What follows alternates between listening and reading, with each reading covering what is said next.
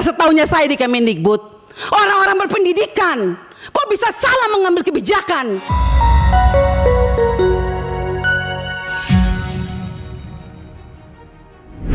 Beberapa hari belakangan ini heboh soal pengunduran kepala dan wakil kepala otorita IKN.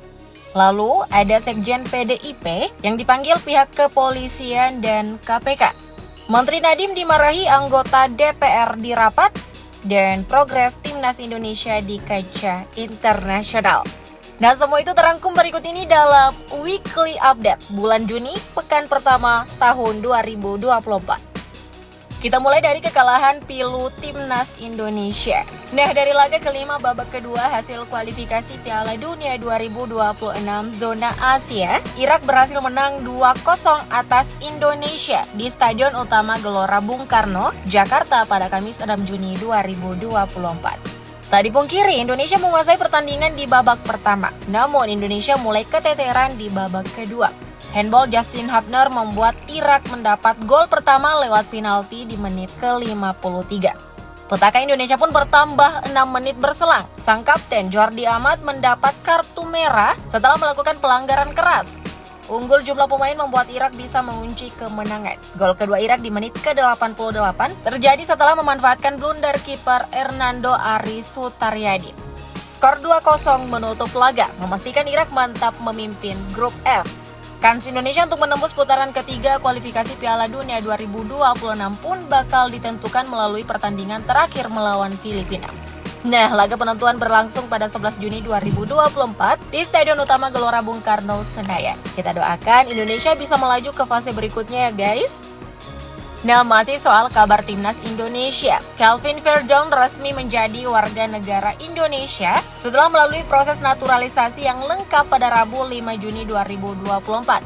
Kehadiran Verdong bakal memperkaya kekuatan Timnas di lini belakang. Setelah resmi mengucap sumpah kewarganegaraan, Kelvin Verdong juga langsung mengurus surat kewarganegaraan seperti KTP dan paspor.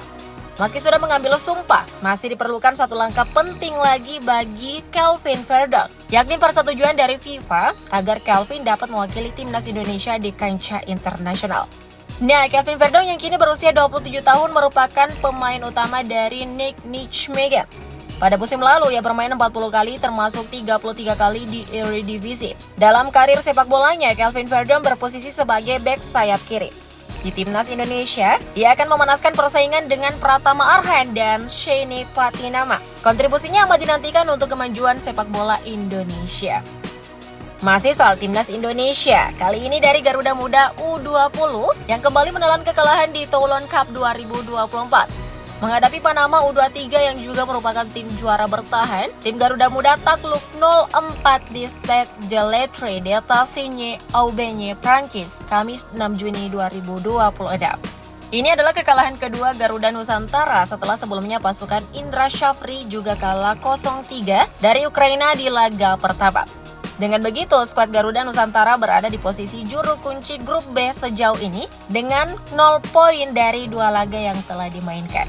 Pemain Timnas U20 Indonesia, Jens Raven, menilai kekalahan disebabkan karena jarak usia pemain yang terlalu jauh antara kedua tim.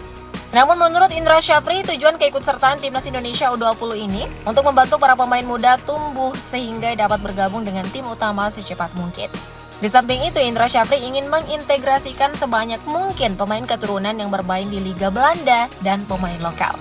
Semoga kekompakan tim makin terjalin baik ke depannya, guys. Tak luput soal Timnas, ada Jay Itzis nih guys. Ia berhasil membantu Venezia promosi ke Serie A usai menang agregat 1-0 atas Cremonese di final playoff promosi pada Senin dini hari 3 Juni 2024. Nah, keberhasilan Jay Itzis ini setidaknya membuat kita sebagai penggemar sepak bola tanah air bangga banget pastinya. Sebab ada satu pemain keturunan Indonesia yang turut berkontribusi atas keberhasilan Venezia promosi ke Serie A musim depan. Nah, penampilan impresif Jay Itzis tersebut mendapat sorotan dari media Vietnam, Soha. Ia menuliskan ada 2 pemain Timnas Indonesia yang kini berkiprah di laga top Eropa. Selain Elkan Bagat, pemain Ipswich Town yang promosi ke Premier League, ada Jay Itzis yang merupakan bek andalan Venezia yang akan mentas di liga teratas Italia musim depan. Emang membanggakan ya guys. Pinggirkan sejenak mengenai Timnas Indonesia. Ternyata pada rapat kerja antara Komisi 10 dan Mendikbudristek pada Rabu 5 Juni 2024 berlangsung memanas. Anggota Komisi 10 DPR RI dari fraksi Demokrat Anita Jakobaga meluapkan amarahnya ke Mas Menteri Nadiem Makarim.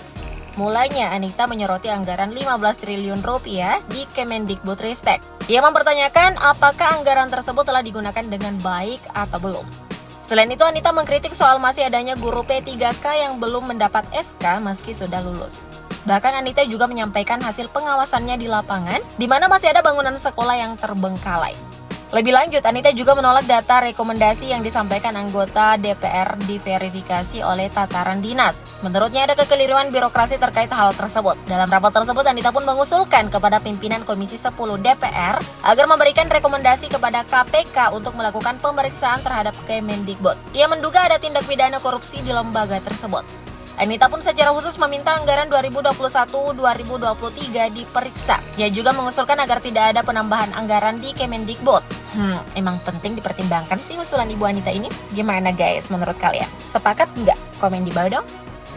Selanjutnya ada Sekretaris Jenderal DPP PDI Perjuangan Hasto Kristianto yang memenuhi panggilan di Polda Metro Jaya pada Selasa 4 Juni 2024. Hasto dimintai keterangan mengenai pernyataannya di sebuah stasiun televisi nasional. Dalam wawancara tersebut, ia mengungkap tentang dugaan kecurangan pemilu 2024. Hasto pun diperiksa terkait dugaan tindak pidana penghasutan atau menyebarkan informasi elektronik dan atau dokumen elektronik yang memuat pemberitaan bohong yang menimbulkan kerusuhan di masyarakat. Kasus ini dilaporkan oleh Hendra dan Bayu Setiawan di Sentra Pelayanan Kepolisian Terpadu atau SPKT Polda Metro Jaya. Nah, sementara KPK telah menjadwalkan pemanggilan Hasto pada Senin 10 Juni 2024 sebagai saksi terkait informasi baru yang didapat penyidik mengenai keberadaan Harun Masiku dan dugaan pihak yang mengamankan kader PDIP ini agar tidak ditangkap KPK. Seperti kita ketahui nih guys, nama Harun masuk dalam daftar pencarian orang atau DPO KPK sejak 17 Januari 2020. Hasto menyatakan dirinya siap memenuhi panggilan KPK untuk memberikan keterangan kepada penyidik lembaga anti rasuah tersebut. Terlebih, kata Hasto, KPK lahir di era kepemimpinan Presiden kelima RI yang juga Ketua Umum PDIP Megawati Soekarno Putri. Moga Harun segera ketangkap ya guys, agar nama lain yang terlibat juga ikut ketangkap. Terakhir, kabar heboh yang tak bisa dilewatkan yakni soal Kepala Otorita Ibu Kota Nusantara atau IKN, Bambang Susantono, yang menyatakan mundur dari jabatannya. Tak hanya Bambang Susantono, Wakil Kepala Otorita IKN Doni Rahayu juga mundur. Pengunduran keduanya telah direstui oleh Presiden Jokowi melalui Mensesnek Pratikno dalam jumpa pers di kantor Presiden Jakarta, Senin 3 Juni 2024. Presiden Jokowi pun telah menunjuk Menteri PUPR Basuki Hadi Mulyono dan Wakil Menteri ATR BPN Raja Juli Antoni sebagai PLT Kepala dan Wakil Kepala Otorita IKN. Nah, Presiden Jokowi menyatakan saat ini ia sudah memberikan posisi baru pada Bambang Susantono mengurusi kerjasama internasional untuk IKN. Menurutnya, sosok Bambang mumpuni di kancah luar negeri untuk pembangunan di IKN. Hal tersebut diungkapkan oleh Presiden Jokowi usai meninjau lokasi lapangan upacara HUT ke-79 Kemerdekaan RI IKN Rabu 5 Juni 2024. Proyek besar yang butuh komitmen besar untuk merealisasikannya ya guys. Nah, gimana nih tanggapanmu mengenai informasi barusan? Komen di bawah dong. Thank you, update lovers.